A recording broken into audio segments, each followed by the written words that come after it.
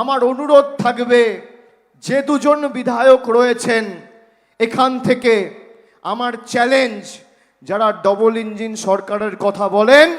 ইন্দাসেও বিজেপির বিধায়ক, বিজেপির এমপি, সোনামুখীতেও বিজেপির বিধায়ক, বিজেপির এমপি, ডবল ইঞ্জিন সরকার। আমার চ্যালেঞ্জ রইল, এই এলাকার যে কটা আসন রয়েছে, আপনি ইন্দাসে করলে ইন্দাসে করুন, আপনি জয়পুরে করলে জয়পুরে করুন, আপনি কতুলপুরে করলে কতুলপুরে করুন,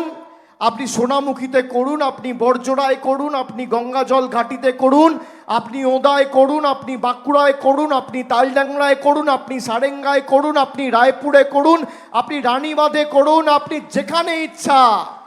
সেখানে মাঠ বেছে নিন। বিজেপির এমপি, বিধায়ক, জনপ্রতিনিধি যারা রয়েছেন, ছোট বড় মাঝারি নেতা, আমার চ্যালেঞ্জ,